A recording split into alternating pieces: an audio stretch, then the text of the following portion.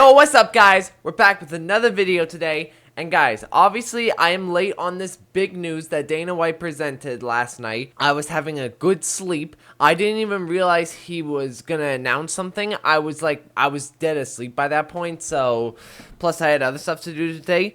But I am here to give my thoughts on this whole crazy news that Dana White just announced. I'm gonna be covering all the fights that Dana White announced. Plus, I'm going to give my idea on what's going to happen with Topuria at the end of the video. Alright, so starting off with probably like the biggest one, Volkanovski versus Diego Lopes for the vacant featherweight title. So this obviously happened because Topuria has vacated the belt. He's going to move up to lightweight. We'll see what happens for him. But as far as featherweight goes, Volkanovski and Diego Lopes will be fighting for the belt at Miami at UFC 314. And man, oh man, I'm so happy because this is actually a winnable fight for Volkanovski.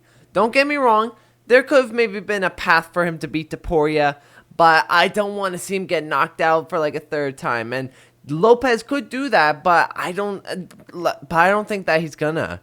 I think Diego Lopes, to me, it's just a slightly worse version of Topuria. Obviously, they have different styles and how they do, but like the big thing for me is that they both have crazy knockout power. The difference is Topuria has good cardio, whereas Diego Lopes doesn't really have the best, in my opinion. I could see Diego winning this, though. Like, here's the thing. If Volkanovski could survive, like, the first 2 rounds, or, like, even the first against Diego Lopes, then he's going to win this fight. If it really depends on how this first round is going to go, because Diego Lopes in that first round is a monster. That is when his cardio is at his best. That is where he is the most dangerous. That is where you could basically get knocked out. But if Volkanovski survives that, he's then gonna just like be him. He's gonna win. If Volkanovski can just survive that first round, it's over. He's gonna do what he wants. He's gonna keep that jab. He's gonna wrestle him. I feel like Volkanovski for this fight, he's gonna work on his wrestling a lot. And like I think that if he does get cracked, it's gonna be over. Don't get me wrong. Taking a year off has been good for him, but I still just can't get over the fact that he got chinned, bro. He got chinned twice in a row. It's yeah. I mean, taking a year off was a good idea for Volkanovski, in my opinion. That's what I would have wanted. And who knows, maybe his chin has recovered. But you know, as far as I'm not gonna give like a full blown prediction for this fight, but I'm just gonna give a recap. Like I'm very glad that this fight's happening. Some people are saying that Movsar should have gotten the title shot. Listen, does he technically? I mean, he has better wins, I'd say, than Lopes. He has a win over Aljamain, the former bantamweight champion, and Arnold Allen, even though he had to like barely win that fight. Technically, he should deserve it more, but like, do you really want to see a guy who crotch sniffs someone for like 5 minutes in a row to get a title shot over a guy who is like probably the most exciting fighter in that division right now? Like, come on, like listen. If we're going to the statistically math, Movsar deserves it, but come on. Diego Lopes is literally more exciting, and come on. Also, I think that another reason why the UFC made this fight, Volkanovski taking on Diego Lopes is a much harder fight stylistically than Movsar Evloev, because Movsar has no KO power. He wrestles. He's a terrible striker. Volkanovski would piece this guy up on the feet, and Volkanovski has pretty decent wrestling. He's only been taken down by like Islam, and Islam's like one of the best wrestlers, versus Diego Lopes, who is not a bad wrestler, don't get me wrong. He's great jiu-jitsu, but it's really when it comes to, like, for one, Diego Lopes is absolutely a ginormous featherweight, and he has KO power, and Volkanovski's gotten KO'd in his last 2 fights. So I think that's why the UFC chose Diego Lopes over Movsar. Plus, I also think just people like Diego more. I think the UFC were like, well, people like Diego, so let's give Diego a title shot over Volk. All right, now for the co-main of Volkanovski and Diego Lopes, it was also announced Michael Chandler versus Paddy Pimblett. I have nothing wrong with this matchup. I think this is the most logical matchup you could have made. I will say, though, I would have much more preferred Paddy versus Renato Moicano. But if this is what the UFC is going to do, all right, it makes sense, because Michael Chandler is like, what? He's like 1-3 in his last 4 or something like that, so it makes sense, I guess. And Paddy Pimblett is on a winning streak. Although, everyone, listen, I'm about to lose my mind. People are saying that Paddy Pillman's going to submit Michael Chandler in the first round. Oh, because he submitted Bobby Green. Charles Oliveira literally controlled Michael Chandler for like 25 minutes of their fight and couldn't submit him. Do you think that Paddy Pimblett, a guy whose like only submission, his best submission win right now in the UFC is against Bobby Green, do you think he's gonna be able to submit Michael Chandler? Like, come on.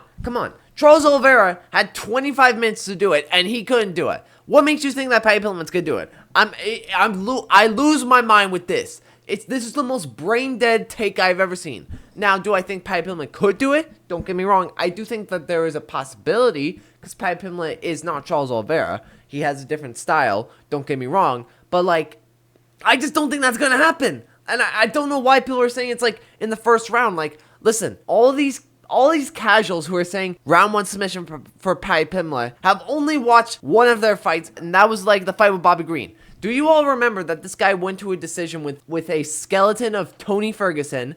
And mind you, Tony Ferguson got submitted by Bobby fucking Green. He got submitted by Bobby Green, the guy who got submitted by Paddy Pimblett. Like, come on now. Okay, now my rant aside, I do think this is actually a pretty good matchup, and I don't know who's going to win this fight. I'm slightly leaning towards Michael Chandler. I wonder how you guys may have thought that. But, nah, I think Michael Chandler's going to win this. But, again, these are, like, early thoughts. We'll see when we get closer to the card. All right. Now, the second biggest fight news that Dana White dropped was the fact that Belal, remember the name, is going to be fighting Jack Della Mania. You guys know this.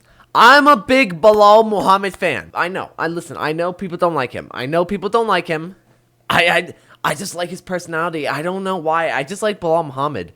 But here's the thing. As a Belal Muhammad fan, he's gonna get knocked out. He's getting knocked out by Jack Della Mania. Listen, I like JDM. I like JDM. He's a great boxer. He's very entertaining. Very like high skilled fighter. And I think this is a really tough matchup for Belal. I can see a world where Belal does win this because he does have the better wrestling in my opinion. But this is not gonna. I don't think this is gonna be a Leon Edwards versus a Belal situation. I think JDM's scrambling is a lot better. He's always gonna try to get up. He's not gonna just sit there and just let Belal just like wrestle fuck him. I think that JDM is gonna constantly try to get up, and when he does, and when they're on the feet, that's where JDM is gonna probably knock him out. Cause like Belal isn't chinny. He's not chinny by no means. He got knocked out by Jeff Neal, and Jeff Neal has some nasty KO power. Like, I think that, like, JDM has, like, good enough, like, boxing power and just good combinations that's gonna, like, rock, like, Belal Muhammad. And I think he's gonna lose. I think by, like, TKO or something like that. I'm not gonna go too far into my predictions. We're still very early into this. My opinions could change. But, like, off, like, first face value, JDM's gonna win this fight. Alright, now, for the co-main event for Belal versus JDM, we had Valentino Shevchenko fighting Marion Front. Would I have preferred, like, Zhang Weili versus Shevchenko? Of course, but obviously we have to get through some of these, like, big contenders, and Marion was, like, legitimately on a pretty good streak, and she's, like, fought so many top-tier contenders where you kind of have to give her the belt. This is just a free title defense for Valentino, in my opinion. She's gonna win this fight pretty easily, and then we can get Zhang Weili versus Valentino Shevchenko. Alright, now, for Leon Edwards, because obviously Leon Edwards was going to fight JDM. JDM would have absolutely smoked Leon Edwards. We have instead Sean Brady. Now, my opinions could change. This is still not a good matchup for Leon Edwards. He's going to get wrestled. He's just going to get crotch sniffed for, like, the whole fight, if I'm going to be straight up honest with you.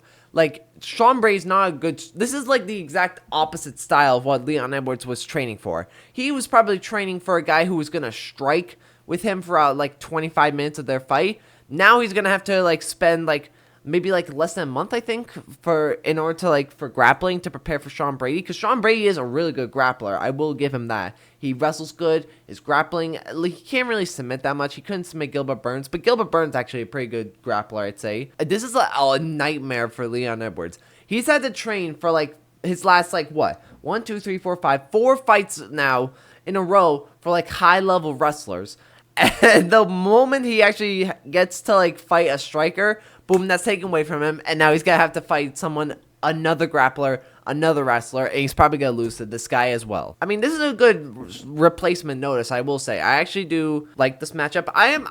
People are like not excited for this matchup. Sean Bray's like not, he's extremely boring, like as far as his personality goes, but I'm still excited for this fight. I actually am low-key still interested in watching this fight, to be honest. All right, now another fight that was announced by Dana White. I know like half these fights are all announced. Why do I keep saying that? But regardless, we have Yair Rodriguez versus Padriso Pitbull. He was the champion, for people who don't know. He was the champion from Bellator for like a long time. Like I think we're talking like 2013, maybe like 2016. He has a lot of title defenses in Bellator. You get the point. The point is he's left the Bellator now because like PFL got rid of Bellator. I mean, that sucks for him.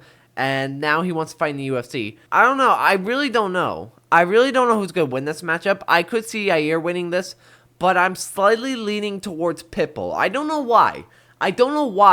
But I just have this weird feeling that Pitbull's just somehow going to win this fight.